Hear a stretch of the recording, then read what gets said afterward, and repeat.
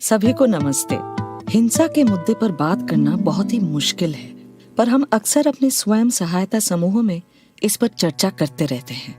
बहन जी, मेरे पति कल घर आ रहे हैं, इसलिए मैं अगली 4-5 बैठकों में नहीं आ पाऊंगी। वे मुझे घर से बाहर कदम भी नहीं रखने देते। गंगा, ये तो बहुत बुरा है कि तुम्हारे पति इस प्रकार की हिंसा करते हैं।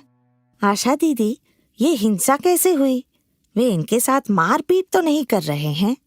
अपने पति के इच्छा के अनुसार काम करने में क्या बुराई है? आखिरकार वे परिवार के मुखिया हैं। आशा दीदी, ये तो ज्यादातर घरों में होता है। ये सही नहीं है। कानून के अनुसार परिवार के किसी भी सदस्य द्वारा किसी भी प्रकार का आर्थिक, भावनात्मक, मौखिक या शारीरिक शोषण घरेलू हिंसा है और ये एक दंडनीय अपराध है। नहीं दीदी, ये सब बातें रहने दीजिए। अगर मेरे पति को इसके बारे में पता चला तो मुझे समूह छोड़ना पड़ेगा।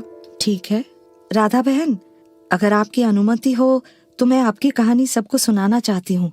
बेशक दीदी, अगर इससे किसी की मदद होती हो तो। दाल में नमक ही नहीं है क्या? तुम्हारी माँ ने तुम्हें खाना बनाना भी नहीं सिखाया है? तुमको अपने घर वापस चले जाना चाहिए। तुम्हें तो ढंग का खाना भी बनाना नहीं आता है। पूरे 2 साल हो गए हैं और तुम्हारे माँ बाप ने अभी तक मुझे कोई जमीन नहीं दी है। वे बहुत गरीब है, जमीन कहाँ से देंगे? देखो तो इसे, अब यह जवाब भी देने लगी है। यह सब 2 साल तक चलता रहा। एक दिन राधा मदद के लिए बहुत जोर से चिल्लाई तो पड़ोसी मदद के लिए आगे आए। इन्हें मत पीटो, ये मर जाएगी। अगर इसी समय पीटना बंद नहीं किया तो हम पुलिस को बुला लेंगे। अगर तुम अपने घर वालों से हिंसा के मुद्दे पर बातचीत करना चाहती हो तो हम तुम्हारे साथ हैं।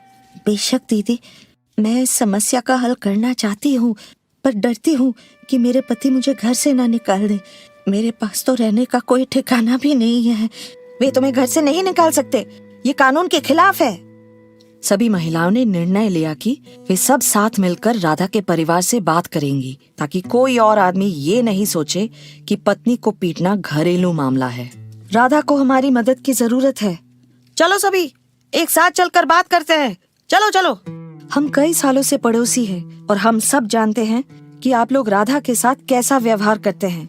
आपका बेटा हर रात शराब पीकर आता है और राधा को पीटता है। आप भी हर समय उन्हें गालियाँ देती रहती है। ये हमारा निजी मामला है, आपको बीच में बोलने का कोई हक नहीं है। ये निजी मामला नहीं है, ये घरेलू हिंसा है। हमारे देश का कानून ऐसी हिंसा के खिलाफ महिलाओं की सुरक्षा करता है। हम आपके खिलाफ पुलिस में शिकायत कर सकते हैं। दिन भर कड़ी मेहनत के बाद अगर मेरे बेटे को ढंग का खाना भी नहीं मिले तो क्या उसे गुस्सा नहीं आएगा? खाना खरीदने के तो पैसे नहीं हैं, पर शराब पीने के लिए पैसे हमेशा होते हैं। फिर वे खाना नहीं बनाने पर मुझे पीटते हैं। तो क्या हुआ अगर वो शराब पीता है और गुस्से में मारपीट करता है? उसने राधा को रहने के लिए घर दिया है, और क्या चाहिए उसे? यह कुछ कमाती भी नहीं है, इसके खाने पर भी मुझे ही खर्च करना पड़ता है। न ही इसके पिता ने कोई दहेज दिया है। दहेज मांगना भी अपराध है। आपको और आपके बेटे दोनों को जेल हो सकती है। नहीं नहीं, पुलिस के पास ना जाएं। अगर मेरे बेटे को जेल हो गई तो हमारी इज्जत मिट्टी में मिल जाएगी। अगर आप सब मिलकर परिवार में सही निर्णय ले तो राधा स्वयं सहायता समूह में शामिल हो सकती है और पैसा कमाने के लिए आजीविका की गतिविधियों में भाग ले सकती है।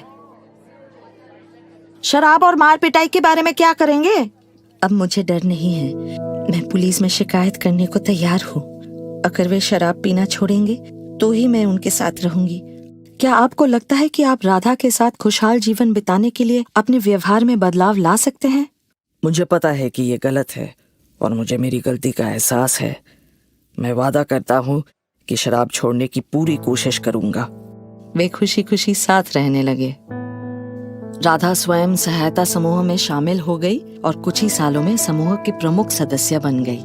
थोड़े से साहस और सहयोग के साथ हम सब हिंसात्मक हालत से निकल सकते हैं। आप सबके सहयोग से मैं भी घर वालों से हिंसा के मुद्दे पर बात करने को तैयार हूँ। हिंसा केवल शारीरिक या मौखिक ही नहीं होती, इसके कई अन्य प्रकार भी है। अगर आर्थिक जरूरतों के बारे में ध्यान न रखा जाए तो? हाँ, ज्यादातर परिवारों में महिलाओं को पैसे नहीं दिए जाते ताकि उन पर नियंत्रण रखा जा सके। अपनी हर जरूरत के लिए वे पति या ससुराल पर पूरी तरह से निर्भर होती है। दीदी, क्या यौन शोषण घर पर भी हो सकता है? हाँ, ये ध्यान रखना चाहिए कि यौन शोषण घर पर भी हो सकता है। जरूरी नहीं है कि कोई अजनबी ही ऐसा करे। हमें इतना साहसी तो होना चाहिए कि हम चुप्पी तोड़ सके और इसके खिलाफ कदम उठा सके। स्वयं सहायता समूह की महिलाओं ने गंगा के पति से बात की और वे समझ गए कि कानून उनकी पत्नी के पक्ष में है। अब गंगा के पति उसे स्वयं सहायता समूह की बैठकों में भाग लेने से नहीं रोकते। हमें एक दूसरे पर भरोसा करना चाहिए और घरेलू हिंसा पर आपस में बात करनी चाहिए। अगर हम एक साथ मिलकर काम करें तो बदलाव ला सकते हैं। आपके आसपास ऐसे कई समूह हो सकते हैं जिनमें आप शामिल हो सकते हैं और उनका सहयोग ले सकते हैं, लेकिन उन्हें ढूंढने की पहल खुद को ही करनी होगी। आप खुद भी अपने दोस्तों और समुदाय के लोगों के साथ मिलकर अपना समूह बना सकते हैं। थोड़े से सदस्यों के साथ शुरुआत भी एक अच्छी पहल है। एक समुदाय के रूप में हम सभी को अपने समाज को घरेलू हिंसा से मुक्त करने के लिए कदम उठाने चाहिए। आइए अब हम सब बहनों को बताएं उनके हक की जानकारी। आप और हम मिलकर लिखें हिंसा रहित कहानी।